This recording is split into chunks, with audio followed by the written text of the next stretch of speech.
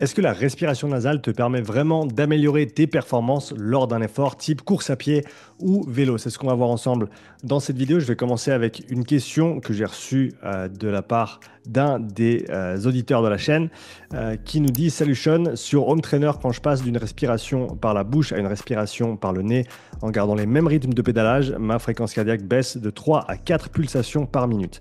Ma respiration est plus profonde par le nez et plus efficace. Est-ce que je me fais des idées ou est-ce que la qualité de la respiration qui donne ce résultat?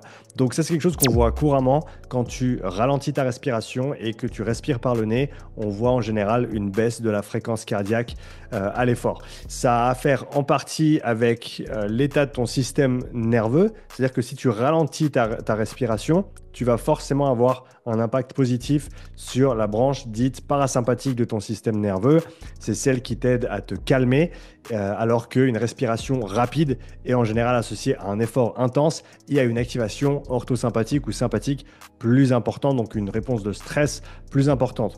Donc le fait de ralentir ta respiration et de respirer par le nez, ça va avoir cet impact positif et ça va te permettre de te sentir plus à l'aise. Oui, d'être plus efficace avec ta respiration aussi, et je te parlerai de pourquoi c'est le cas juste après. Et donc ça, c'est une chose qui est intéressante à mettre en place, notamment sur des entraînements de basse intensité.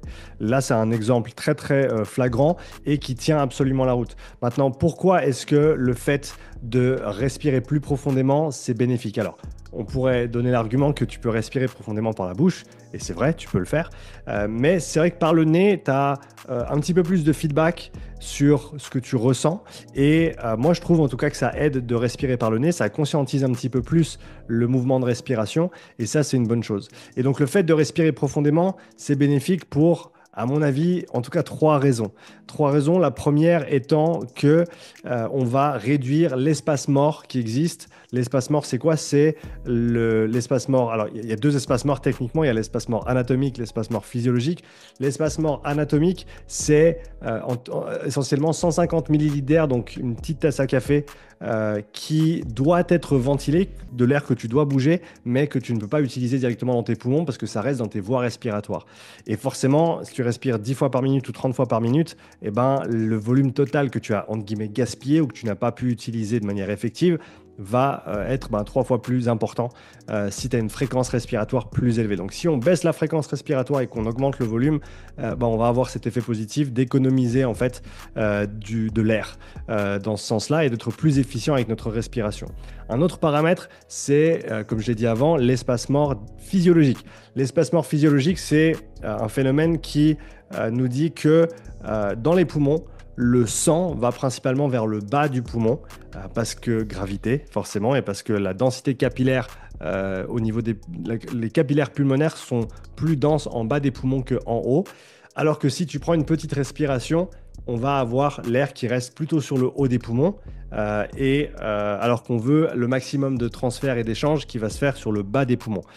Donc si on prend une respiration profonde, on va pouvoir remplir le poumon jusqu'en bas, on va pouvoir avoir plus de surface de contact entre l'air frais que l'on vient de faire rentrer et les alvéoles, ce qui nous permet de faire passer cet oxygène dans les capillaires pulmonaires, de passer dans le sang et ensuite d'oxygéner le reste du corps.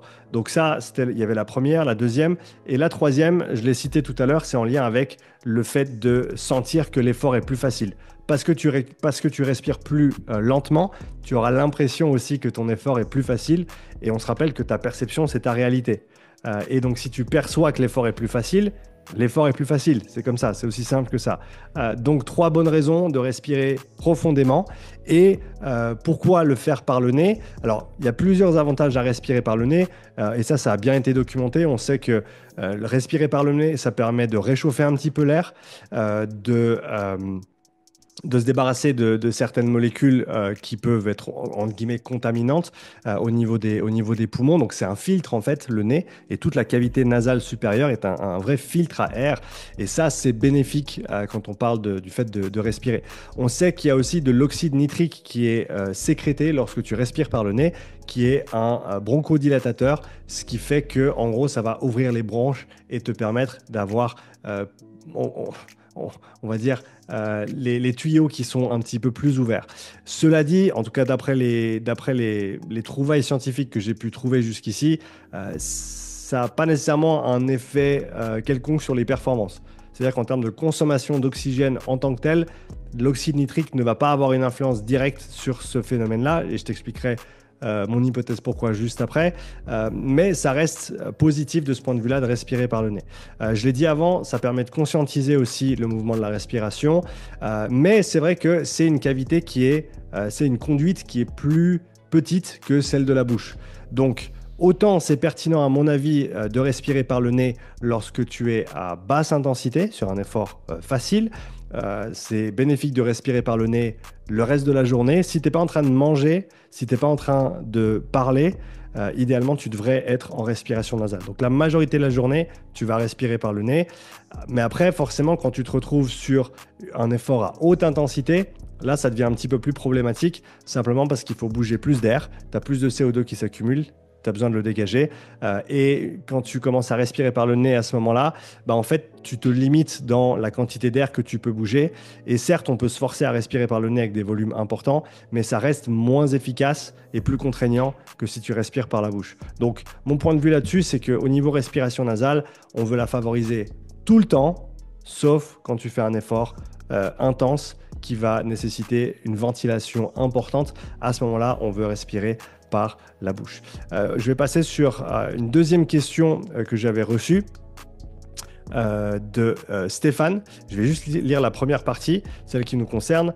Merci pour ton travail. Alors, quand il dit « Pour ma part, je le comprends plus comme absorption d'oxygène que consommation d'oxygène et toute l'argumentation que tu fais à partir de là me paraît biaisée par cette différence de compréhension ou de traduction. » Si tu veux lire tout le commentaire, je t'invite à faire une petite pause sur la vidéo maintenant. Je vais juste lire cette partie-là qui nous intéresse. Et du coup, more inhaled oxygen used by the body, donc plus d'oxygène inhalé utilisé par le corps. Je le comprends comme davantage d'oxygène disponible pour le corps, en parlant là de toutes les fonctions du corps, qu'elles soient de l'ordre de la performance ou de la simple maintenance. Donc, ce qu'il voulait dire par là, c'est quand on parlait notamment du fait, et c'était en lien entre la respiration nasale, mais aussi par rapport au CO2. Et le fait de respirer plus lentement et le fait d'absorber plus d'oxygène. Le problème que j'ai avec ce concept, c'est que si tu mets un saturomètre sur le doigt et que tu mesures la saturation artérielle en oxygène, donc pour comprendre ce concept, dis-toi que dans les globules rouges, il y a de l'hémoglobine. L'hémoglobine, c'est la protéine qui transporte l'oxygène, c'est comme les taxis. Okay, donc l'hémoglobine, c'est comme les taxis. Et un saturomètre, ça fait quoi? Ça regarde 100 taxis et ça te dit, OK, sur 100 taxis, combien sont occupés par l'oxygène. Et sauf pathologie respiratoire, sauf si tu as une haute altitude, le saturomètre, il va toujours te donner une valeur entre 97 et 99% de saturation.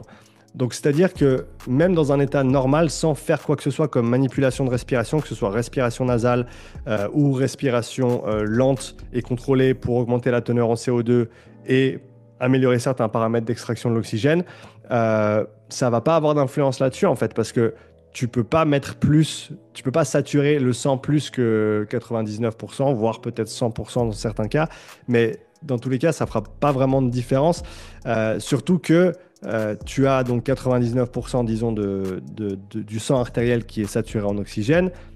On transporte cet oxygène, ce sang, vers les muscles. On en extrait une partie, mais on en extrait une partie qui est assez faible au final, sauf effort intense, forcément où là on va en extraire plus. Mais il reste toujours une portion d'oxygène dans le sang.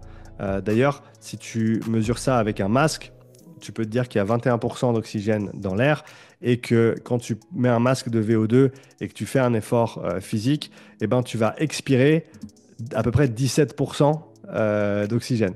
C'est-à-dire que tu n'extrais que 4% de l'oxygène disponible au total dans ce que tu as respiré. Donc, il faut vraiment se dire que de ce point de vue-là, on n'est pas très efficient au niveau de l'absorption de l'oxygène. Et donc, le fait de soit respirer par le nez, soit respirer plus lentement et augmenter le CO2, comme on en parle ici dans ce commentaire, tu vas pas pouvoir plus saturer ton sang que les 99%. Et c'est vraiment pas là que tu vas pouvoir faire la différence. Là où tu peux faire la différence, si tu respires notamment plus lentement, et par le nez, ça peut aider justement à conscientiser ça et respirer plus profondément et à ralentir sa fréquence respiratoire. Tu vas par contre extraire plus d'oxygène à partir du sang vers ton muscle. On appelle ça l'effet Borg. J'en ai parlé dans une vidéo récemment où je parle du cheminement du trajet de l'oxygène dans le corps durant un effort physique. Donc, il faut bien se dire que oui, la respiration nasale, c'est important et c'est celle qu'on devrait utiliser la majorité de notre vie, la majorité du temps, sauf si tu manges, sauf si tu parles, sauf si tu fais un effort à haute intensité. Mais dès qu'on passe dans le domaine de la haute intensité, là, ça devient avantageux de respirer par la bouche parce qu'on peut bouger plus d'air. Maintenant, si tu veux en apprendre un petit peu plus sur les dernières avancées au niveau de l'entraînement respiratoire, un sujet que j'affectionne particulièrement, je prépare une conférence la semaine prochaine. Ce sera mercredi 5 février à 20h, conférence gratuite sur les dernières avancées scientifiques de l'entraînement respiratoire. Tu peux t'inscrire avec le lien dans la description. Et si tu as d'autres questions pour de futures vidéos, je t'invite à les mettre en commentaire. Merci à toi et à bientôt pour la prochaine. Ciao.